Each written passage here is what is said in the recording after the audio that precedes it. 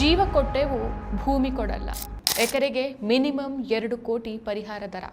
ಆದರೂ ಬಿಡದಿ ರೈತರು ಒಪ್ತಿಲ್ಲ ಯಾಕೆ?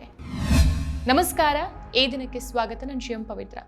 ಬೆಂಗಳೂರು ನಗರದ ದಟ್ಟಣೆಯನ್ನು ಕಡಿಮೆ ಮಾಡೋಕೆ ಮತ್ತು ಆರ್ಥಿಕತೆಗೆ ವೇಗ ನೀಡೋಕೆ ರಾಜ್ಯ ಸರ್ಕಾರ ಹಮ್ಮಿಕೊಂಡಿರುವಂತಹ greater Bengaluru integration township GBIT ಯೋಜನೆ ಈಗ ತೀವ್ರ ಸ್ವರೂಪದ ರೈತ ಹೋರಾಟ ಮತ್ತು ಕಾನೂನು ಸಮರಕ್ಕೆ ಸಾಕ್ಷಿಯಾಗ್ತಾ ಇದೆ.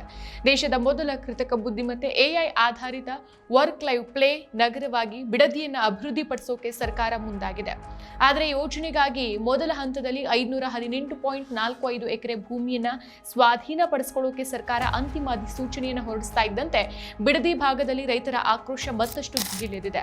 ಸುಮಾರು 440 ದಿನಗಳಿಗೂ ಹೆಚ್ಚು ಕಾಲದಿಂದ ನಿರಂತರವಾಗಿ ನಡೀತಾ ಇದ್ದಂತಹ ಹೋರಾಟ ಈಗ ನಿರ್ಣಾಯಕ ಹಂತಕ್ಕೆ ತಲುಪಿದೆ. ಯೋಜನೆಯ ಅನುಷ್ಠಾನ ಸಂಸ್ಥೆಯಾದ greater Bengaluru development authority GBDA ಮೊದಲ ಹಂತದಲ್ಲಿ 3 ಹಳ್ಳಿಗಳ ಒಟ್ಟು 518.45 ಎಕರೆ ಭೂಮಿಯನ್ನ ವಶಪಡಿಸಿಕೊಳ್ಳೋಕೆ ಅಂತಿಮ ಅಧಿಸೂಚನೆಯನ್ನು ಹೊರಡಿಸಿದೆ.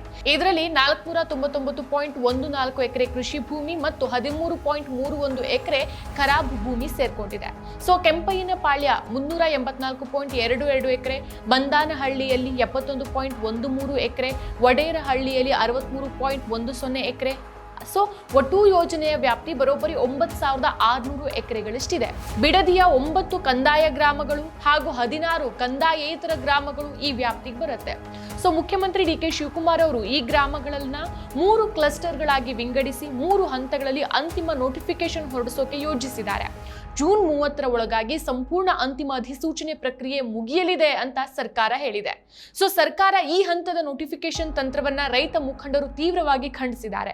ಯೋಜನೆ ಸುಗಮವಾಗಿ ಸಾಗ್ತಾ ಇದೆ ಎಂಬ ಭ್ರಮೆಯನ್ನ ಸೃಷ್ಟಿಸಿ ರೈತರ ಮನೋಬಲ ಕುಗ್ಸೋಕೆ ಸರ್ಕಾರ ಈ ರೀತಿ ಮಾಡ್ತಾ ಇದೆ ಅಂತ ರೈತ ಮುಖಂಡ ಪ್ರಕಾಶ್ ಜಿ ಆರೋಪಿಸಿದ್ದಾರೆ. ಈಗ ನೋಟಿಫಿಕೇಶನ್ ಆಗಿರೋದು ಕೇವಲ ಒಟ್ಟು ಅಗತ್ಯದ 5% ಭೂಮಿ ಮಾತ್ರ.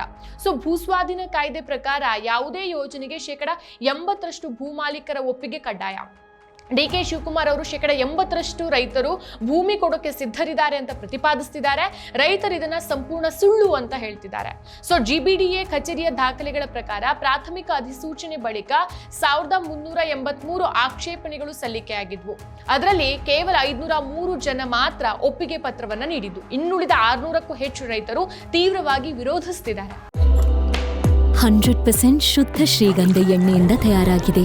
ಅಸಲಿ ಉತ್ತಮಿಕೆಯನ್ನು ಹೊಂದಿದೆ. ಮೈಸೂರ್ ಸ್ಯಾಂಡಲ್ ಸೋಪ್, ನನ್ನ ರಾಯಲ್ ಬ್ಯೂಟಿ ರಿಚುವಲ್. ಸರ್ಕಾರ ಸುಳ್ಳು ಅಂಕಿಅಂಶಗಳನ್ನ ಕೊಡ್ತಾ ಇದೆ ಅಂತ ಆರೋಪಿಸಿರುವ ಸುಮಾರು 40 ರೈತ ಸಂಘಟನೆಗಳು ಕೋರ್ಟ್ ಮೆಟ್ಟಿಲೇರೋಕೆ ಸಿದ್ಧತೆಯನ್ನ ನಡೆಸಿದೆ. ಈ ಹಿನ್ನೆಲೆಯಲ್ಲಿ ಜೂನ್ 16ಕ್ಕೆ ಬಿಡದಿಯಲ್ಲಿ ವರ್ತಕರು, ಮಹಿಳಾ ಸಂಘಟನೆಗಳು ಮತ್ತು ಹಿಂದುಳಿದ ವರ್ಗಗಳ ಒಕ್ಕೂಟಗಳ ಬೃಹತ್ ಸಭೆಯನ್ನ ಕರೆಯಲಾಗಿದೆ. ಈ ಭಾಗದ ರೈತರು ತಮ್ಮ ಜಮೀನನ್ನ ಬಿಟ್ಕೊಡೋಕೆ ಒಪ್ಪದೇ ಇರೋಕೆ ಬಲವಾದ ಕಾರಣಗಳೂ ಇದೆ. 2006ರಲ್ಲಿ HD ಕುಮಾರಸ್ವಾಮಿ ಮುಖ್ಯಮಂತ್ರಿಯಾಗಿದ್ದಾಗ ಬಿಡದಿ ಸೇರಿದಂತೆ 5 ಟೌನ್ಶಿಪ್ಗಳನ್ನ ಘೋಷಿಸಿ ಈ ಪ್ರದೇಶವನ್ನ ರೆಡ್ ಝೋನ್ ಅಂತ ಪ್ರಕಟಿಸಲಾಗಿತ್ತು. ಇದರಿಂದಾಗಿ ಇಲ್ಲಿ ಯಾವುದೇ ವಾಣಿಜ್ಯ ವ್ಯವಹಾರ ಅಥವಾ ರಿಯಲ್ ಎಸ್ಟೇಟ್ ದಂಧೆ ನಡೆದೇನೆ ಭೂಮಿ ರೈತರ ಕೈಯಲ್ಲೇ ಉಳಿದಿತ್ತು. ಇದು ರೈತರಿಗೆ ವರದಾನ ಆಗಿತ್ತು. ಇಲ್ಲಿನ ರೈತರು ರೇಷ್ಮೆ, ತೆಂಗು, ಅಡಿಕೆ ಬೆಳೆಯೋದರ ಜೊತೆಗೆ ಹೈನುಗಾರಿಕೆಯನ್ನು ಉಪಮುಖ್ಯ ಕಸುಬನ್ನಾಗಿ ಮಾಡಿಕೊಂಡಿದ್ದಾರೆ. ಪ್ರತಿ 22 ದಿನಗಳ ರೇಷ್ಮೆ ಚಕ್ರಕ್ಕೆ ಸುಮಾರು 40,000 ರೂಪಾಯಿ ಆದಾಯ ಪಡಿತಿದ್ದಾರೆ. ಹೈನುಗಾರಿಕೆಯಿಂದಾನು ತಿಂಗಳಿಗೆ 40,000 ರೂಪಾಯಿಗೂ ಹೆಚ್ಚು ಆದಾಯ ಬರ್ತಾ ಇದೆ.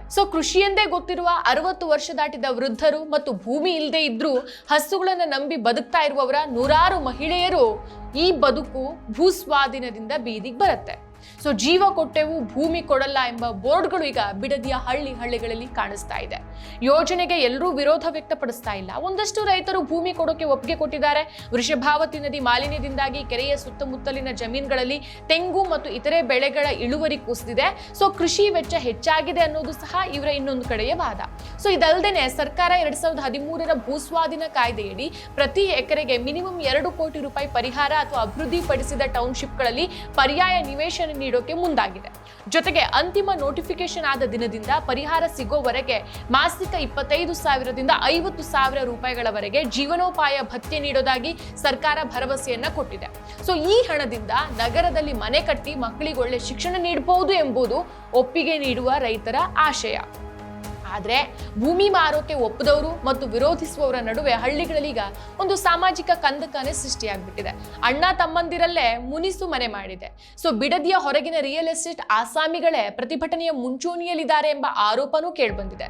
ಸೊ ಬಿಡದಿ ಟೌನ್ಶಿಪ್ ಯೋಜನೆ ಈಗ ಎಚ್ ಡಿ ಕುಮಾರಸ್ವಾಮಿ ಮತ್ತು ಡಿ ಕೆ ಶಿವಕುಮಾರ್ ನಡುವಿನ ರಾಜಕೀಯ ಸಮರಕ್ಕೂ ವೇದಿಕೆಯಾಗಿದೆ. ಕುಮಾರಸ್ವಾಮಿ ಅವರು ರೈತರಿಗೆ ವಂಚಿಸಲಾಗ್ತಾ ಇದೆ ಅಂತ ಆರೋಪಿಸಿ ಬಹಿರಂಗ ಚರ್ಚೆಗೆ ಸವಾಲ್ ಹಾಕಿದ್ದಾರೆ. ಡಿ ಕೆ ಶಿವಕುಮಾರ್ ಅವರು ಈ ಸವಾಲನ್ನ ಸ್ವೀಕರಿಸಿದ್ರು ಸಹ ರೈತರು ಮಾತ್ರ ನಮ್ಮೊಂದಿಗೆ ಚರ್ಚಿಸಿ ಅಂತ ಒತ್ತಾಯಿಸುತ್ತಿದ್ದಾರೆ.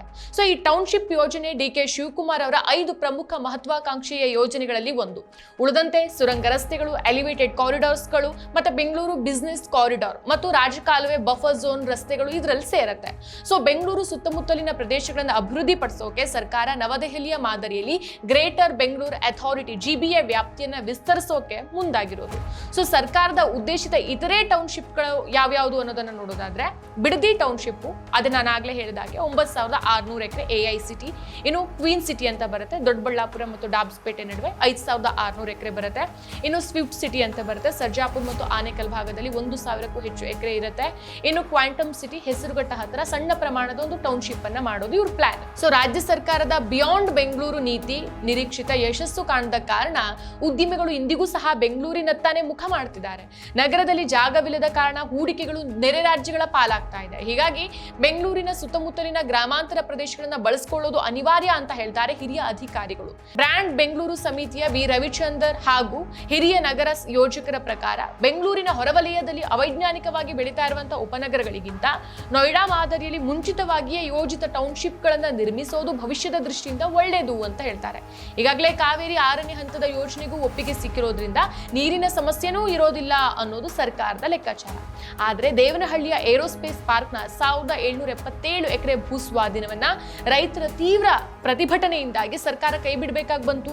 ಈಗ ಬಿಡದಿ ಹೋರಾಟಕ್ಕೂ ದೇವನಹಳ್ಳಿಯ ರೈತ ಸಂಘಟನೆಗಳು ಬೆಂಬಲವನ್ನು ಘೋಷಿಸಿದೆ. ಇತಿಹಾಸದಲ್ಲಿ ಯಲಹಂಕ, ಕೆಂಗೇರಿ ಉಪನಗರಗಳ ಮಾದರಿ ಹಾಗೂ ನೈಸ್ ಕಾರಿಡಾರ್ ಟೌನ್ಶಿಪ್ಗಳು ಸಂಪೂರ್ಣ ಯಶಸ್ಸನ್ನ ಕಂಡಿರಲಿಲ್ಲ. ಸೊ ಸರ್ಕಾರ ಮತ್ತು ರೈತರ ನಡುವಿನ ಈ ಜಿದ್ದಾಜಿದ್ದಿನ ಕಾನೂನು ಸಮರ ಮುಂದಿನ ದಿನಗಳಲ್ಲಿ ಯಾವ ತಿರುವನ್ನು ಪಡೆದುಕೊಳ್ಳಲಿದೆ ಅನ್ನೋದನ್ನ ಕಾದು ನೋಡಬೇಕು. ಮತ್ತಷ್ಟು ವಿಶೇಷ ವಿಡಿಯೋಗಳನ್ನು ನೋಡಲು ಮತ್ತು ಹೊಸ ವಿಡಿಯೋಗಳ ಬಗ್ಗೆ ತಿಳಿಯಲು ಈ ದಿನ .com ಯೂಟ್ಯೂಬ್ ಚಾನೆಲ್ ಸಬ್ಸ್ಕ್ರೈಬ್ ಮಾಡಿ ಮತ್ತು ಬೆಲ್ ಐಕಾನ್ ಕ್ಲಿಕ್ ಮಾಡಿ.